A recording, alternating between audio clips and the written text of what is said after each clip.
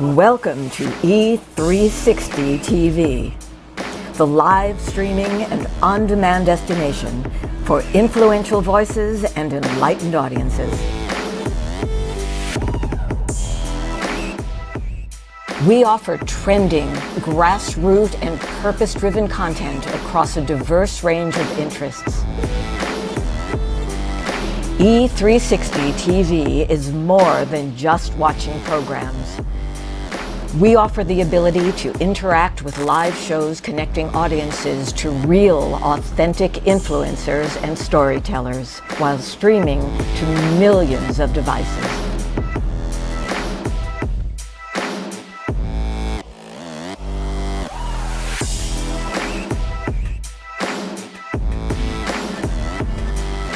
Real experiences. Raw conversations. One destination for it all. E360 TV. 5 years ago, the Power of We Symposium was created to provide a platform for kids from all sectors where they can have a safe and comfortable environment in which to share both their joys and concerns. The Power of We Symposium is proud to have served over 250 kids throughout Romania when we took our mission global back in May of 2023. Now, 2 teams of amazing volunteers from both the U.S. and Romania embarked on an 8-day Legacy of Hope tour, bringing encouragement and hope to not only the kids of Romania, but also the adults who support them, and also to over 100 kids here in the U.S. who contributed handwritten letters of hope to our Romania mission of 2023. Now, this year, we are proud to provide this opportunity yet again in October, and we are super excited to up our game. New venue, 750 kids this time, and we want to see you there. We're looking forward to meeting you in person at this year's event, which promises, as always, incredible speakers, amazing content, and of course, some of the greatest kids on the planet. So, mark your calendars for October 24th, and we'll see you here in Chicagoland for the Power of We Symposium 2024. This year's theme is Always Together, Never Alone. Tickets are available now on Eventbrite or at powerofwesymposium.com.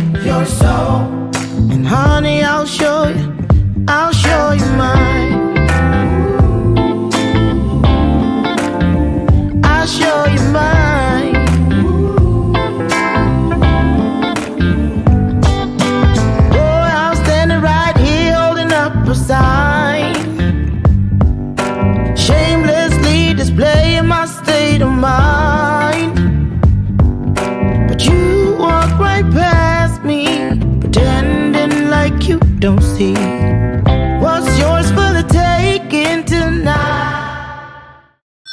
Good morning. Good morning. I'm trying to put the... Oh, I'll come back and do that. One more.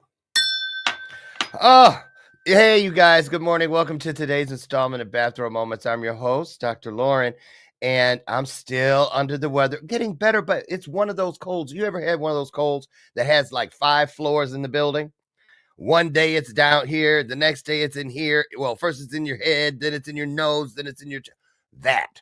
So I'm dealing with it. Thank you for your prayers. I've been getting your DMs and whatnot, and I just love you guys. So I'm so far behind. You're probably wondering, what is that? A joystick? Is he playing Pac-Man or something? No. I was so far behind because I had to sleep in another room last night because when you're thrashing and sneezing and coughing, you don't want to get your spouse sick.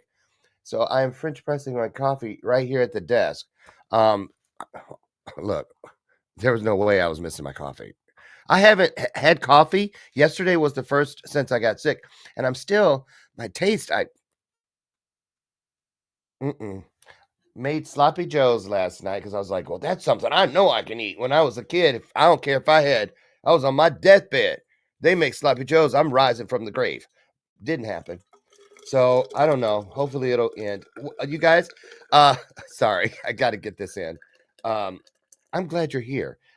Today is a very special guest, and what he does and his team is very special to me because I'm a veteran. Oops, wait.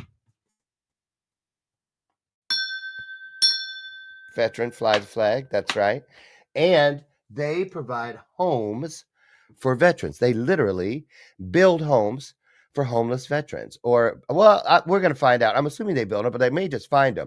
We're going to find out together. Joseph David is here. You saw his picture up on the screen. It looked like he was the next James Bond, didn't it? Yeah, that's what I was like. I almost vetoed that picture because he was upstaging me. When you get old, that kind of shit crosses your mind. So anyway, I'm just kidding. Great guy, great mission, and I love introducing you all, people I love, to new people that I met that I also love. So how's that? Listen, Power of We Symposium, real quick reminder, you saw the ad. Tonight is our kickoff meeting where all the people out there will play the roles and the volunteers and all of that. And you know that is tonight. So pray for us, won't you? We've got a big endeavor for October 20th.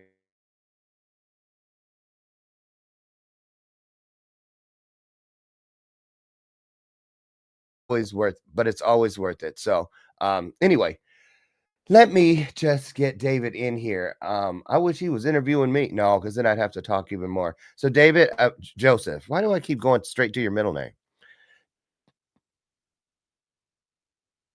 Good question. We both have like two names, Lauren Michaels, Joseph David. I'm going to get him in here so we can get started. Put some hearts on the screen, won't you? It's our virtual way of saying welcome as we bring our guest on for today's conversation.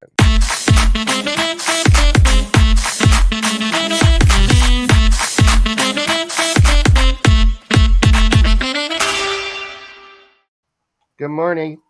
Good morning. Good to see you, Dr. Lauren. That's a big cup of coffee, man. If you gave me that, I would never sleep. Oh, this whole thing? Uh-huh. This is really like a pot in one. Yeah. That's ginormous, man. But thank you for being here because I know that you're a little under the weather, and I appreciate you. Well, I'm excited to be able to be here. It's a blessing. Oh, look, there he is back there. 007.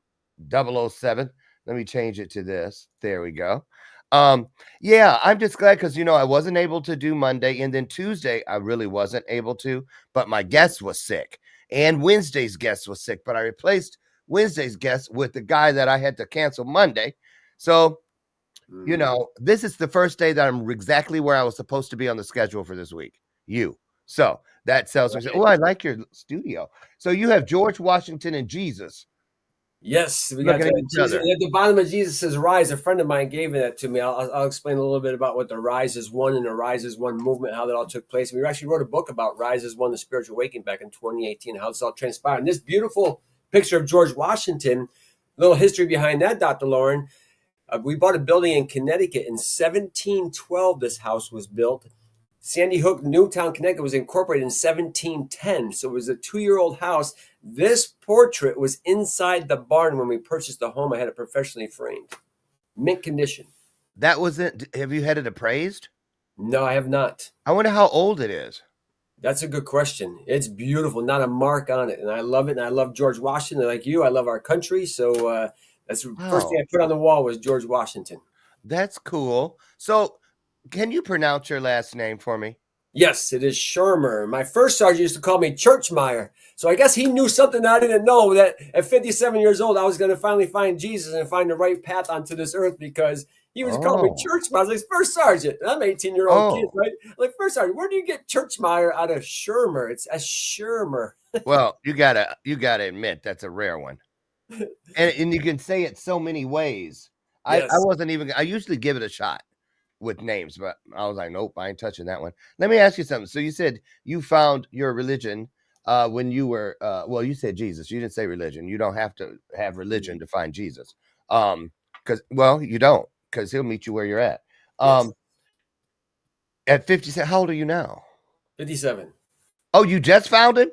Well, I found him, but I didn't know I found him because I thought it was me doing all these things, right? I was like, look at me, everybody. Look how great I am. Until he humbled me. He says, make sure you're giving me all the praise and all your glory. And then, man. Oh, yesterday, Lord. woo, You're fresh out of the baptismal pool. woo. Here's the odd part. I've been quoting scripture for years. I have a pastor friend of mine that actually set up our Rise as One Foundation where we're building those veteran houses for veterans. And he called me up. He asked me for prayer. Joseph, you need to pray for me. Okay, Pastor, what's the matter? What's going on? Fill me in. And boom, I just go straight into prayer. Wait a minute. You ain't slick. You tried to get around that. Well, you knew where I was going. I'm going back to that corner. So you're 57 now, and this just happened. So the big awakening for me happened back in 2016. So why'd you say at 57? I'm getting the understanding, right? King Solomon asked for wisdom, knowledge, and understanding. All those things are now I'm understanding what I was talking about years ago. I was speaking it. I didn't understand it. So before 2016, pretty much in the lane of, I don't know, heathen? I'm kidding. Because you know how people are when he was a heathen. Yeah. Well, good for you. Listen, here's what I'd like to do. I always jump out for about 60 seconds and let the guests introduce themselves instead of reading from some bio, and just kind of create your own vibe with the audience. And then I'll pop back in and we'll start talking about what the work you're doing with Rise as One. Is that okay? Yes. Okay. I'll be back in about a minute. Outstanding. I really appreciate you, Dr. Lauren. My name is Joseph David Schirmer. I used to go by Joe Schirmer, as I was just speaking there earlier about how I thought it was me. I thought I was doing all these things. Joseph David was a leading on one of my meditations prayers. I was informed to change my name to Joseph David, the name that I gave you upon your birth. Joseph means God will give. David means beloved. So as I was explaining to the beautiful Dr. Lauren, thank you for being here, even though he's not feeling under the weather. I've been a real estate investor for 22 years now. Over 50 houses fix and flip. That's all fine and dandy. But what I realized was in 2016, I found a brotherhood. And as I went into this brotherhood and I learned about these high-level business entrepreneurs and how they all go through these challenges. And eventually we have to be coming to our truth. We have to face it head on. So I love sports. I'm a big sports guy. I do fishing and golfing. I play softball from where I am here in Matthews, Virginia. I drive over to Williamsburg, Virginia. A lot of you know where Williamsburg is. And we do a senior softball league over there. We have a lot of fun, enjoying life, enjoying the outdoors. We say enjoying our Jesus outside. I've always liked to be outdoors. I mean, I just love to serve. I am called to serve at a level that I can't explain. And at the end of the day, some of us are called to a higher level. If you got 5 talents, multiply them. If you got 1 talent, multiply it. Do not hide your talent. Exactly. Hide it under a bushel. No, I'm going to let it shine, shine, shine, shine. There's a trip down memory lane for me. That's some good coffee. I got my lemon water. I'll cheers with you. Oh, nice. Thank you. Cheers. So let's get started. First of all, what branch of the service were you in? United States Army. I was a 27 Foxtrot electronics repairman. Did you say the Army? Yes. Oh, that's not going to work. Bye-bye. Okay, well, it looks like our guest is gone for the day. I'll find someone from the Air Force, and we'll be right back after this commercial. I'm kidding. Just kidding. Hey, there's always that little banter we have, but thank you for your sacrifice, and thank you for your service. I like to lead with the thanking of the sacrifice because that was the biggest piece that gets overlooked by a lot of people that are veterans, how much they literally sacrifice during and after. And it's the after that we're going to focus on today, primarily. And what I'm referring to is the homeless situation. Talk about what you know. What's that look like? What's the current temperature of those waters here in the US of A? Yes. So those veterans, here's what happened. The 96-year-old world. Now picture this. This is Grandpa in your house, right? You guys, you're 96. The whole family's proud of Grandpa, right? 96-year-old World War II veteran was kicked out of his house, put into a nursing home, and they stole all his belongings. He had a little hole in his ceiling in his living room where the water was coming into his living room. At 92 years old, he got on the roof and put a new roof on. They came in when he called for 911 one day. They said, "You can't live here. You got a hole in your ceiling." They kicked him out. So Who is they? this is the 911 in the town and the powers that be. I'm not going to point fingers, but at the end of the day, So it wasn't his family. oh It no, was bureaucracy. bureaucracy. That's the word. Perfect. Bureaucracy came in and said, "Hey, you can't live here." They put him in a nursing home, stole all his belongings, started renting out the house. I mean, it was a whole show. And all of a sudden, this guy had the whereabouts to call up the state senator and say, "Senator, I'm a World War II veteran. Here's my DD 214. Get me out of here. I want to be into a veterans hospital." That's how this whole thing started. I didn't know they could do that. Just come and tell somebody what to do. Oh, this is big time. I started doing some deep dive research on this, Dr. Lauren. Man, there's a lot of people. There was one person that I heard of, $1.7 million was gone in 9 months from their estate. So let me ask you this, Jojo. That's my name for you. What? Okay, let's divide up the different. Let's speak to the different categories of homelessness, because that guy, he was displaced and moved from his home into the nursing home. There are veterans who live in their cars. Yeah. There are veterans who live on other people's couches, and there are veterans who literally live on the street. Did I miss any? That's the top three right there. That's the top three right there. So, and let me ask you this. You know, some people, how do you feel about this? You know, some people, when they're talking about the subject of homelessness, they don't want to say homeless. They want to say houseless. And this, that, and the other. What do you think that is? I mean, I'm like, why do they always just like Black, African-American, Negro? There's all these different, and I'm still me. I'm just me. So what I'm asking is, do you think sometimes where's my other thing? There, my ADHD is working. Do you think sometimes we like place emphasis on things that don't matter? Like, why would you care about calling it houseless and just not get out there and put people where they can have a roof over their heads? So anyway, I know that's a little off topic, but have you ever heard that term, houseless? Yes, and that's a play on words. Ultimately, I know. It boils down to. So they're playing with the. What are they playing with? They're playing with the truth. That's what I thought. Truth. It makes it easier for them to swallow. Yes, they soften the blow. Here, this is cough medicine. Come on, you don't feel good? Take some cough medicine. I knew it. That's because I've been homeless. Hold your nose. Take the cough medicine. I've been homeless in my life, right? I was a homeless vet. I was for off and on for 14 years. And when I say houseless, I don't see the situation I was living in. When I say homeless, I see, feel, taste, smell, I'm transported, remembered back to that moment instantly of being homeless. So just something when you guys are out there having those conversations and kicking it with your homies and whatnot, and somebody says houseless, talk about it. Yes. Because it's changing the vision of what people see when you say something. And I don't like that, because it's like that's adding to human sacrifice, period. That's very similar to hiding what truly happened to us as trauma bonds from our childhood and some of that. Are your family secrets is not keeping you safe, it's keeping you sick. See? Hey, I got a video that you sent me. Can you set us up, talk about it? I'm going to click on it and start it when you're ready.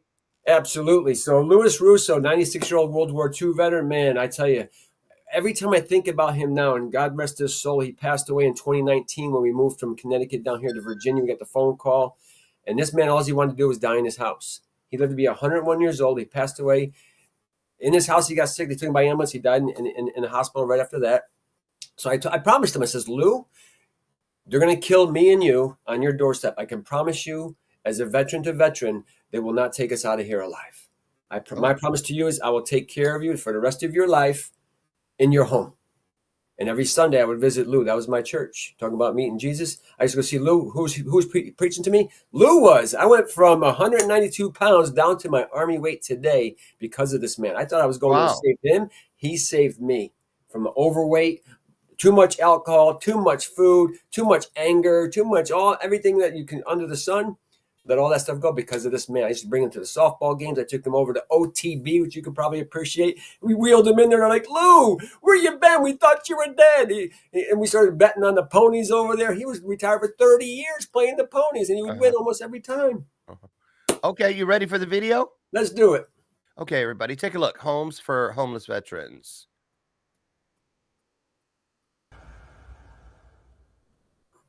What actually happened that inspired you to actually start this foundation of veterans helping veterans? I was looking after a 100-year-old World War II veteran after a good friend of mine, Danny Gaeta, received a phone call from State Senator McLaughlin of Connecticut that he had a World War II veteran in need of our help.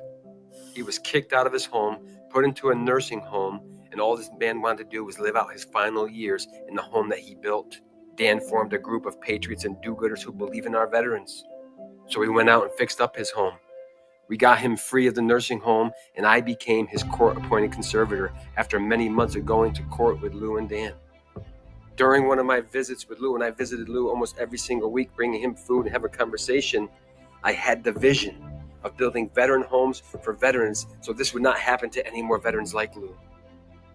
I also had this vision of teaching veterans how to rehab and build veteran houses, as I'm a real estate investor of 20 years.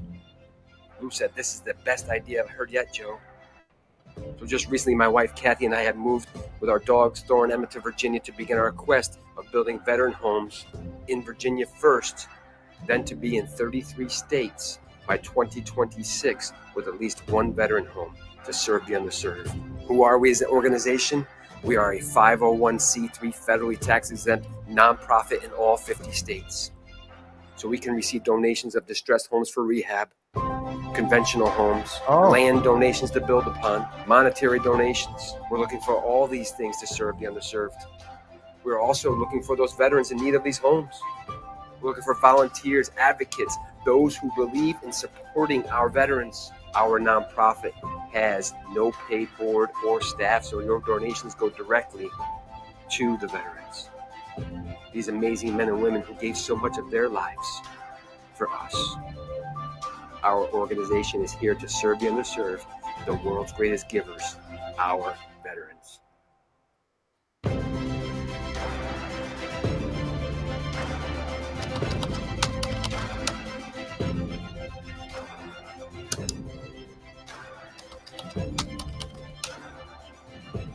Vets for vets. Oh. Okay. Ding, ding. Awesome. Okay.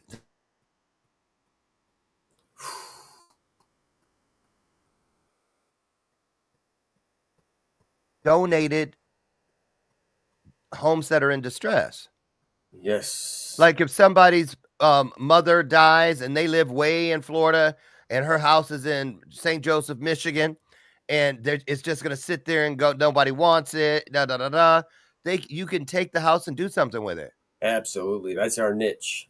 Yes. Yeah, I think that's brilliant. Mm. So which is the bigger challenge currently in today's climate? Finding the veterans, finding the volunteers, finding the money for supplies to rehab, or what? What's the biggest challenge for you guys? All three of them, but the big one is, and here's the big vision, is that I'm a ninja at finding properties. So once we get our organization approved through HUD, I can buy HUD homes as a nonprofit to put the veterans in. Now HUD sells their properties at 30 cents on the dollar. A lot of times they just need putty and paint. The ones we're doing right now require $50,000 to $100,000 in rehab. Oh, so when you put someone, let's say I'm the homeless vet, and you build a home for me, and you say, okay, time to move in. You give me the keys. Is it really my house? Whose name is on the deed? Yes. So those properties you spoke of right there will be your house. Absolutely. Yes. Wow. Yes. Wow. With the contracts going to state when you're not long and gone, the next veteran can move into that house. It'll So you don't leave it to some family member. That's correct. It'll go to another veteran. It'll go to another veteran. Just like Lou. Think about Lou. If he got kicked out of his house, right? Where's he going? He outlived his whole family. He's 96. the gentleman we saw? That Yes. was the first house. What year was that? That was in 2015 when he got kicked out. We moved him back in 2016. So now another veteran lives in that house. So that house got sold. He actually, when he passed away, that wasn't our house. That was his house. He built that house with his hands. That's right. That's right. That's right. And it gave you the idea. Yes, that's where So the idea came from. how many homes have you put veterans in? Right now here in Virginia, we have one up in Middlesex, and I have one down in Houston, Texas right now. Obviously, finances are a big part of this. Properties cost a lot of money. Yeah. Right now, it's me, myself, and I, the Father, Son, and Holy Spirit, and our board members contributing. We've done a couple of fundraisers. So it's like it comes down to the point where finances, veterans, building materials, costs. You run a business. You understand how this works, Dr. Lauren. If you run a cash flow, guess what? You're going back to work. And I dumped so much of my own money into the foundation. Now I'm back to work, building my business back up so I can go back and fund it. My goal, the long-term goal, 50 houses, put 40 of them into the foundation. Now we can go ahead and be a paid board once the money is there, and then just go out there and continue to find the veterans and just do nothing but specifically build veteran houses. Yeah. Let's go here because I'm sitting up here. You see my mouth is hanging open. Mm. Because I'm like, I don't think I could do it. You know why? Do you know where I wouldn't get any sleep. I don't know how do you vet who is more deserving or whose case is more of a hardship case than the next. And when people come to you, I'm sure you hear the whole story. Oh yeah. Things that break your heart. Yes. And how do you deal with when you want to help, but you just don't have the resources and you see these things happen? Talk about that part. Like if I had everything I wish for, I would be able to save a lot more people. But talk about what it feels like when you can't help someone. And have you seen a lot of those stories where it breaks your heart and you break down because there's nothing you can do to help because there's a lack of resources? And the discernment comes from the biggest thing is our motto. We give you a hand up, not a handout. A lot of people, this is Section 8. Here's a handout. Hey, here's an EBT card. Go get some food, right? This is not, our organization is not a hand up. You get around me, you'll be doing some push-ups. You'll be doing some sit-ups. We'll be doing some squats. We're going to work out. You got to work out your mind, your body, and your spirit every single day. And a lot of these guys, they get into this pity party, or they're not in a pity party and they're sitting in the VA and they're not getting the assistance. I've heard so many stories, Dr. Lauren, where there's no assistance when they go to the VA. And that's what I'm saying. Okay, so let's build this organization over here. Let's bring them in. Let me teach them what I know about real estate investing. Let's buy 100 houses during this next market crash. Now we take all these veterans working on these houses and put the veterans into the houses and rebuild hotels into veteran homes where you have a PX right there on the hotel property. Have you ever thought about, that's a good idea. If we have our veteran card, can we come shop at the PX? Absolutely. Like when you go on base. They're all welcome. What does Jesus say? All are welcome, not that's some. The thing all. That's one of the things I miss the most from the Air Force. Well, it's the BX for us, PX for y'all. Yes. But man, I used to love shopping in there. So what about this? I'm sure you don't have, well, maybe I don't want to just assume. What about the volunteers and stuff?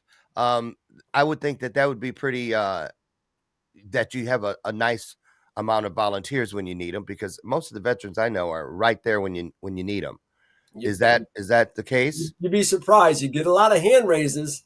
But you not make the showing phone up. Call. Where are you at, guys? Come on. Where are you at? Let's go. We're out at the site. Where are you? Yes. We have a veteran here locally.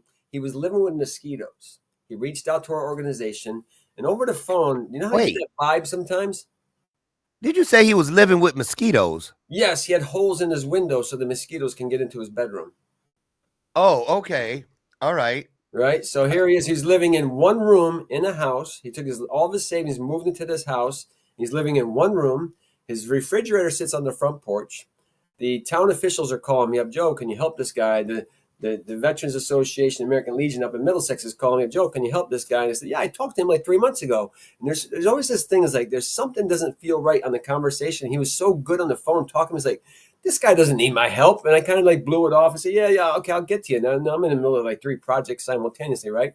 And all of a sudden, when I got the call from the official, I got the call from the other Veterans Association, I was like, let me do a little deeper dive. And I reached out and I had to apologize to this man. I was like, Jeffrey, I said, I apologize, man. When I first talked to you, I thought you were just coming to take from us, and it didn't sound like you needed much help. But most veterans, we don't raise our hand and ask for help. That's the biggest problem. Yeah. You brought that up, right? We're not going to, I'll die in the woods before I go bother somebody. Is Right.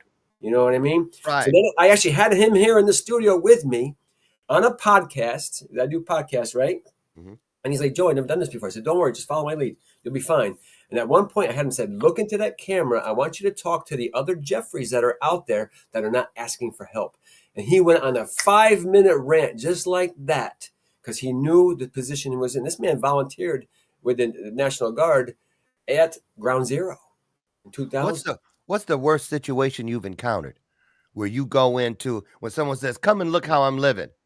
And you go there, what's the worst thing you've seen? I believe let's pull the Band-Aid off. He had stuff stacked to the ceilings, cobwebs, his pipes frozen broke, his downstairs bathroom is sunken into the floor. As I said, he had birds and mosquitoes living in his bedroom. So I showed birds. Oh yeah, there's a dead bird. And he had a mouse trap. He had mice running everywhere, and the bird flew into the mouse trap. I took out the air conditioner when I was replacing his 4 windows. I showed up there to replace windows on a Saturday. He's like, Joe, where's all your helpers? I said, I'm looking at them. Grab my toolbox. Let's go. We put those windows in 2.5 hours, caulked it, framed it. He was done. He's like, man, I have no bugs. I can feel the heat's being held. 2 days later, he calls me up. His heater broke and melted the cord. Almost burnt the house down. He says, don't burn down the new windows. Right. So it's crazy.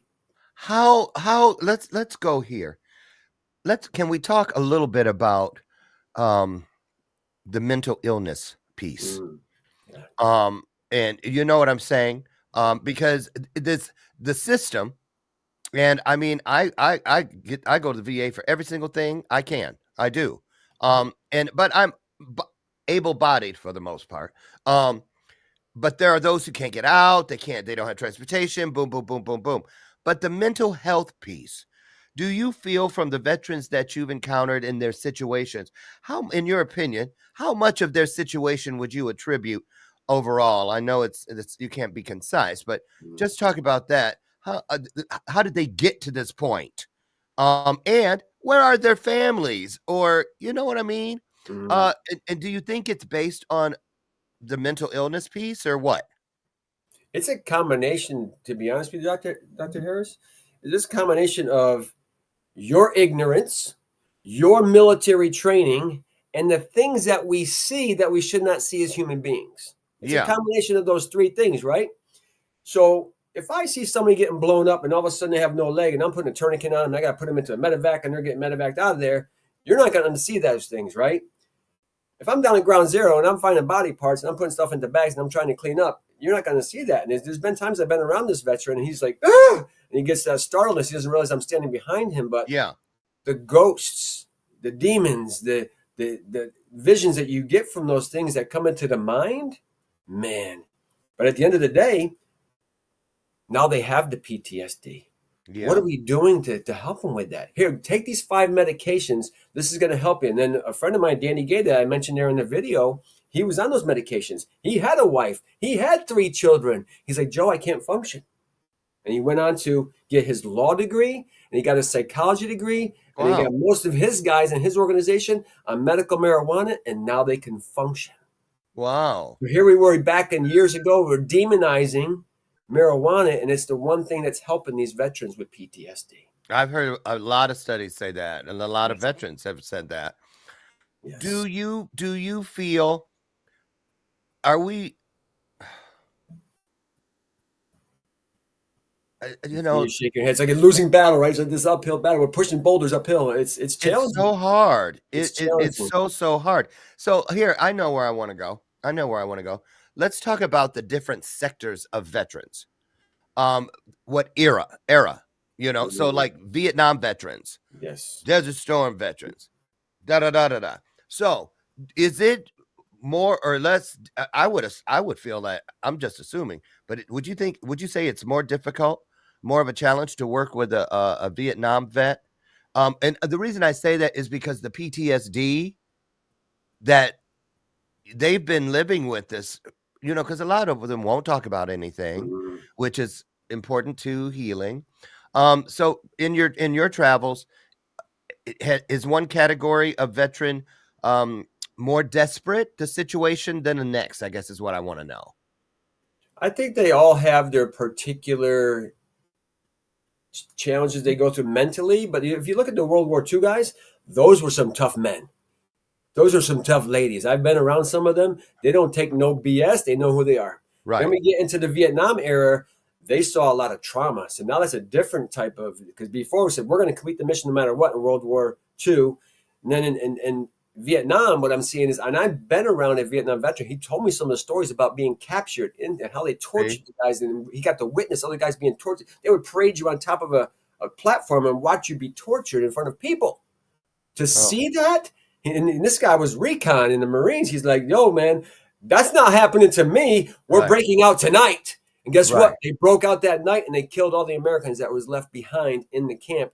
They went back and found the people that killed it, and it was retribution. But at the end of the day, man, how do you go to sleep at night seeing this? Seeing and then these going things. back and then going back and getting what did Bruce Lee say? Revenge, you kill my brother. And when we do this, it never ends, Dr. Lauren. Yeah. It just keeps going. It's like Iraq and Iran, tit for tat, back and forth. We have to do what? One love. What did Bob Marley say? One love. What did John Lennon say? The world to live is one. I talk about this in my book, Rise as One. I'm like, when those voices were speaking to me, that was a direct message for Joseph. You need to go do something, Joseph. I don't care what the world's doing. I don't care what the politicians. I don't care. What are you doing to make a difference for the problems we have in today's society? Right. Speaking of the problems and what are we doing, I know somebody out there is thinking about this, and I'm going to speak to it because I lived in a town back in the 90s. I think it was the 90s. Yeah, the 90s. And there was the Jimmy Carter homes they Yes. built for people, President Jimmy Carter. And they put people in them, and I worked for a nonprofit at the time, and I was concerned, and I was right. In the long run, I was right because we were helping vet people or helping them fill out the applications for the homes and whatnot. Excuse me. And I kept saying, okay, and these were brand new homes, like Habitat for Humanity kind of thing. Yes. And where they dropped the ball, because if you go back there now, none of those homes they look worse than the projects, right? Yeah. Because they put people in, but a lot of them, because think about it, if a guy can live in the situation you described with the dead birds and the this and the other, if he goes into a new living space, what does he need to learn how to maintain it? Yes. And what is put in place so that it's not right back a year later or less to the same dilapidated conditions, living conditions. That's why I was kind of pushing towards the mental health piece. Talk about that. What do you guys have anything in place where you follow up and you make sure that they're, that the home is being maintained? And I know you said the thing about let's do some squats and this and the other. So talk about like the aftercare. That's standards. We call that a standard operating procedure. You put that into the contract. When they get these homes, you put that into the contract. This is what the expectations are, and we're going to come back and check in on you. Right? So we'll have a committee that makes those phone calls. We have a committee that selects the people that comes in, because Joseph's out there doing the building side of it. He doesn't have time to do all this follow-up. So where's the volunteers that are going to get on those phone calls and, hey, checking in on you? And especially if you know people that need certain specialty needs, hey, just checking in. Are you okay? Do you need anything? What's going on? But at the end of the day, man, these guys and gals are going through some challenging times. And if they don't know how to fix those things, that's where I come in. I have websites here on Facebook. I have private groups where I teach real estate investing. I teach how to fix houses. And they can go in there and watch those videos for free. It's for all the veterans.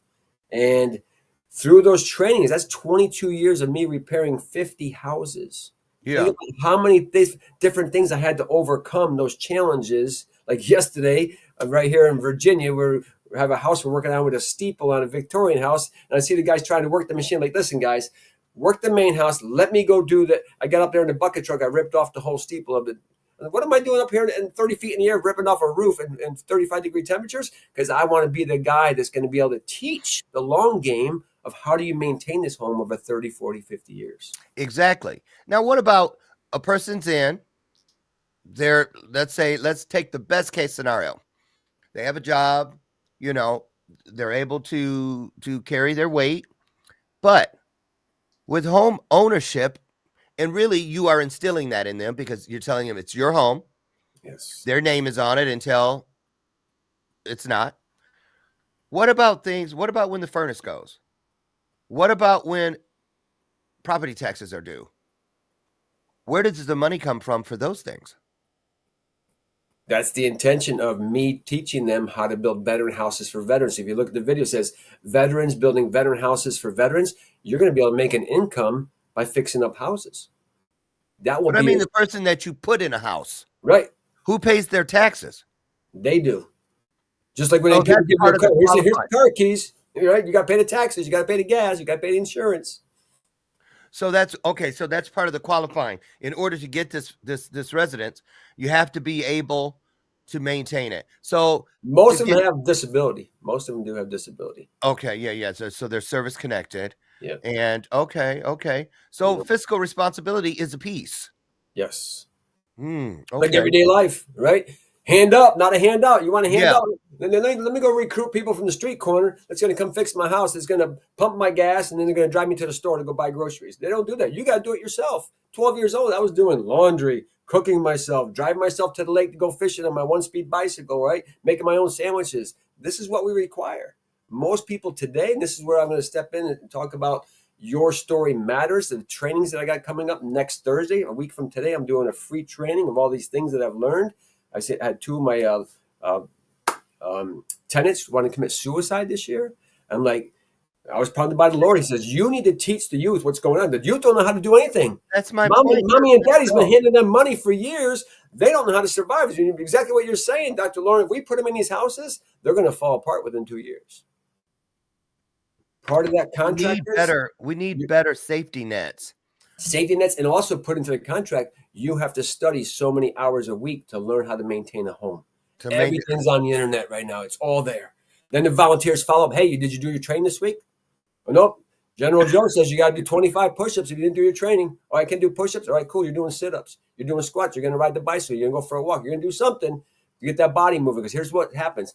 Anything in motion will stay in motion. If you sit on the couch for a couple of weeks, you're going to want to sit on the couch for a couple more weeks. Well, because, pride of ownership is mindset. Yes. I know many of us that are homeowners. If you like on our cul-de-sac, there's one house that's a rental.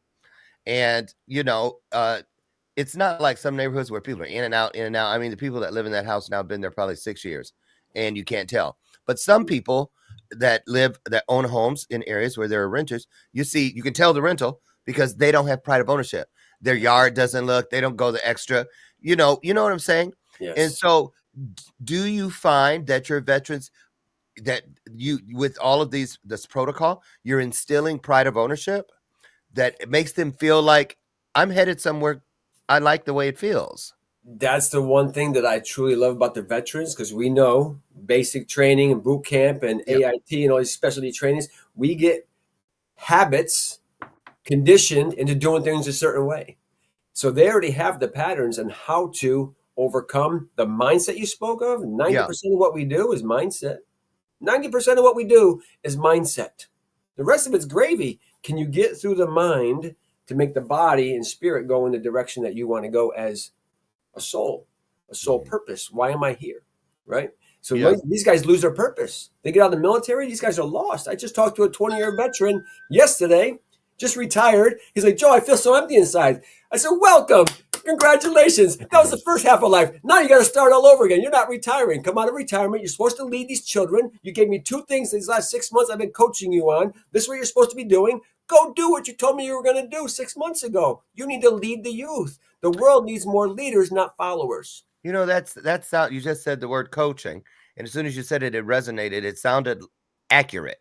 Like a lot of what you guys do when you put people in these homes is the coaching on how to, because the coach is a cheerleader and the coach is an accountability partner. Yes. unlike a caseworker or a Yes. court-appointed, Well, they're all paid to do surrogate those things, right? We're not paid to do these things. We do this out of the from a goodness of heart, our servant heart. It's a servant's servant heart. heart. If you got a That's servant, key. listen, if you got a servant's heart, you got a servant's heart. If you're coming to take from people, you will weed those people out eventually. They'll come in for a little bit. They look like I'm going to volunteer, and all of a sudden they're taking stuff. No, you don't take from the king's table. When you come into the kingdom, you put something on the table first. You don't take from the table. Mhm. That's the key. Wouldn't it be awesome if one day, have you ever thought, I'm sure you have, I'm wouldn't always it be thinking. awesome? Like if someone gave you an apartment complex, Yes. wouldn't that change the whole face of it? Yes. Where you had 50 units?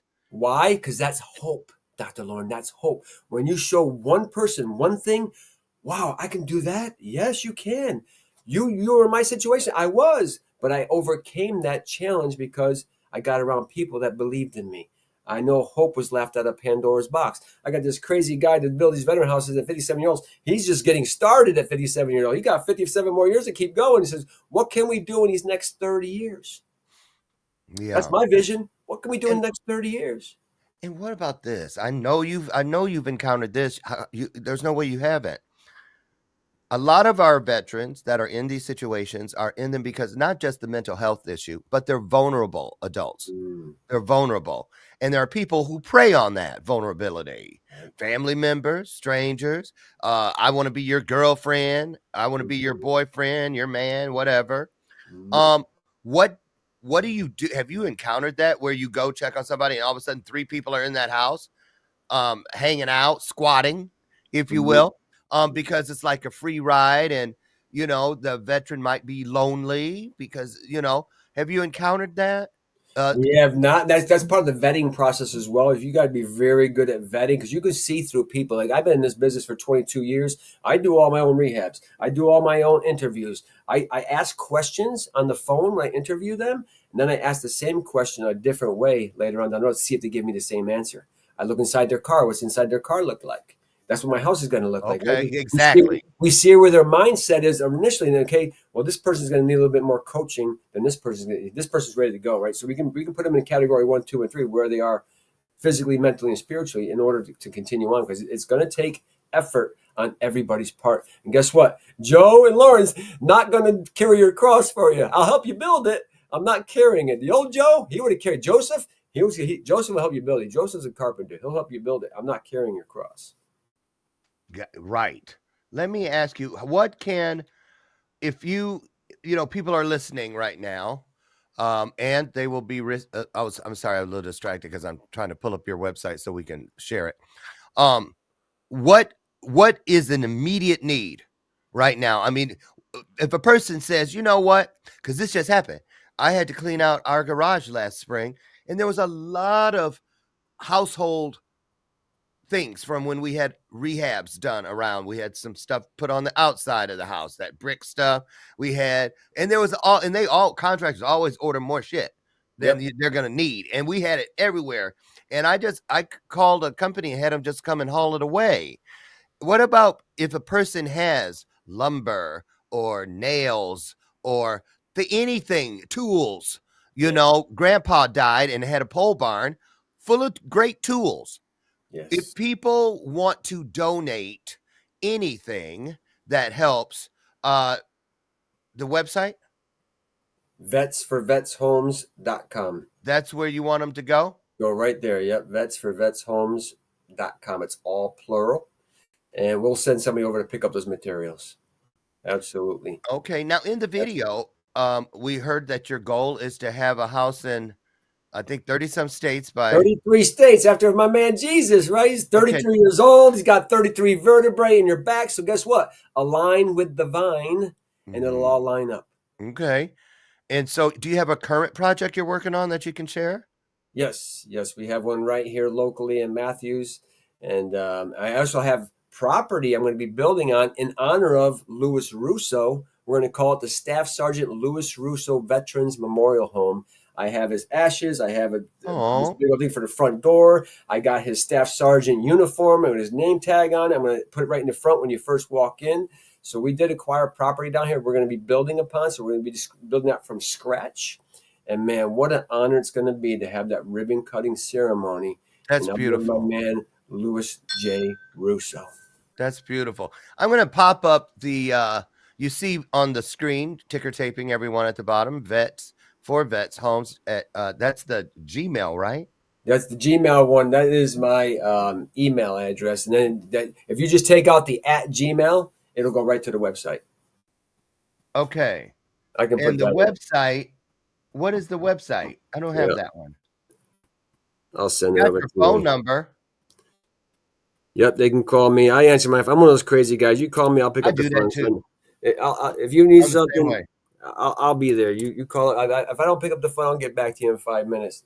There's I'm the gonna just website. do that because I have a feeling somebody's got something for you. And Just call the phone number. I'll get back to them within 5 minutes because I'm like you, old school. You call me on the phone. These text messages. Is he yelling at me? He's texting me in capital letters. This guy yelling at me. So you don't understand the emotion behind what the message is being sent, right? So what I want Right. to do is talk to you on the phone. I want to feel your energy. I can feel your energy. I can tell you're under the weather, but guess what? You're showing up. Why? Because somebody showed up for you. This man in the There car. you go. I was up at 1 o'clock the other night to 3 o'clock in the morning watching the Passion of Christ again, saying, because we were just got done doing Matthew in the Bible study, right? And I'm looking at it and said, man, this guy went through all this. I said, I would have died from the beating. I would have never made it to carry the cross. I would have never made it to the top of the hill. This guy is a baller. I said, I got to find out how do I become more like him? Christ Jesus, this guy, he knows how to make things happen. Why? Because he knew when he said those last words, it is finished. He paid the ultimate sacrifice for every single one of us. Now look on the screen. Is that That's Lou, man. Look at his shirt. okay? Lou, the man, the mystery, the legend. That's Danny. And he was how old? 90 what here? He was 96. That was 97 in that picture. I think it was his birthday party. We celebrated 98th birthday party. We celebrated at his house with about 20 volunteers came out. Wow. There's a veteran we helped out down in Tennessee. This guy was going to lose his home. He reached out to us. He was hit by a roadside bomb over in Iraq. He's fighting cancer, multiple surgeries. Solid guy. Wow. And there's Pastor Landry that opened up the organization. There's my man Miguel. Miguel, he is so connected to the Spirit. This guy, he just loves to give and serve. He used to go out to lunch and buy $10 sandwiches, give $100 tips. And that was us in the radio station. My beautiful wife at our antique store. It's a thrift store. We used to have the antique store up north. That's our store. I'm sitting right here in the studio at the Rises One Thrift on Main Street here in Matthews. And there's Pastor Landry right there in the middle, and Paul's the engineer. Well, He's set up the foundation. And man, I tell you, it's truly a gift, Dr. Lauren, to be able to serve. I mean, I explained this on the podcast a couple weeks. I said, if you guys ain't paying attention, it's impossible for Joseph David to do these things. You got to have some Christ consciousness in you to get the energy in order to get up every single day, 6 days a week to make these things happen. On my day off, I'm here doing a podcast at 8:30 in the morning. I said, if you ain't paying attention, I cannot possibly do this. I couldn't carry the cross, but I'll take the beating for somebody else that's not willing to take the beating. Before we get out of here, we've got about 3 minutes left. Joseph, I want to ask you, do you still have the link to my calendar? I do. I'll make sure you have it before we leave today. I'd like to talk to you and your team and gift you guys at some point during this year a 90-minute television special on our network so we can help you raise some funds and raise awareness for what you guys are doing, because it's much needed, and you can't do it alone. No. And we all should be able to help in any way. If we can, we should. That's how I feel. If you can help, you should. Yeah. So, and it's an underserved population. Right. I was once one of them. And I can't even imagine what it would have felt like or the impact it would have had on my recovery had something like this fallen on me as a blessing when I was homeless. So, let's do that. Again, share the website, and you see the phone numbers there, you guys. You can just call Joseph if you want. I'll get right back to you. There's no problem. Yeah. And there's, my mind is going, my ADHD. I'm like, we should call Sherwin-Williams and get them to donate paint. We should call the at-home store and get them, all that stuff that they get rid of them. They just throw crap away and whatnot. They do. People need to know that you're there. Now, let me ask you this. How much space do you have to store stuff? Oh, we'll build a space. Oh. If they send a bunch of stuff, we will build a metal building in 3 days, just like that. No problem. Okay, for supplies or this, that, and the Yes. other. Yes. Now, when you put a person in a home, what about furnishings? Oh, we get so much furnishings. We have a thrift store here on Main Street in Matthews, and we get so many donations. And we turn away furniture. We don't have the room anymore. So now it's just like, bring furniture. We have a veteran. Man, the people here are so loving and kind. They love our veterans down here in Virginia. That's They'll awesome. show up with all kinds of stuff to donate. Big military state. Yes. Big military state. Military everywhere. And this is where the battleships of World War II were Oh, I built, know, right here in I Virginia. They know. went down the river past my house. I just am so encouraged by what you do, and yeah, They can find me on Facebook, Joseph David Schirmer. I have a public profile. I've been on here for 15 years. You can go back and you can see my messages from way back when, and house rehabs and Facebook Lives of 2020. And God woke me up on Christmas Day, says, you're going to do a Facebook Live every day in 2020. We didn't know the pandemic was going to hit. I said, okay, that's what we're doing. All right. I told this to my men's group. They're like, that's a big commitment every day. I said, yeah, every day. Commander in Chief is giving me my assignment. You better believe I'm going to show up. There you go. You guys, there it is. The ball is now in your court. If you can't help here, we get it. But keep your eye open, keep your heart open, and keep your spirit available. Add your prayers. If nothing else, add your prayers to these veterans' journeys. And that too is powerful. Trust me. Don't underestimate your ability to contribute to change. So that's my parting gift for you today.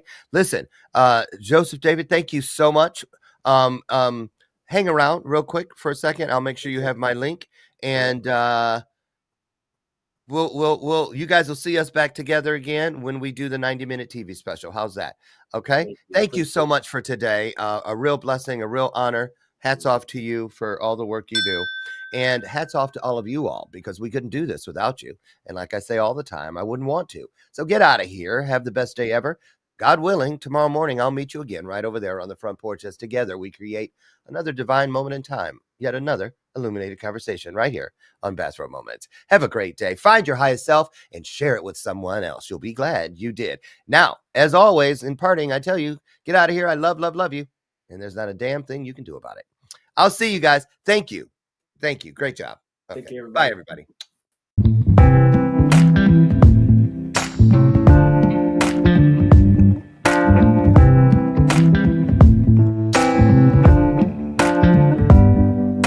Show me your soul.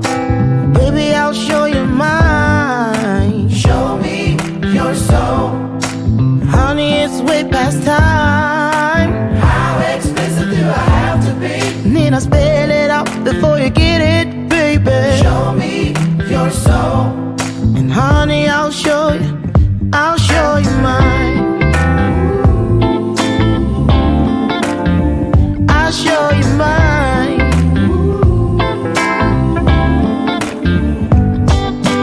Oh, I'm standing right here holding up a sign.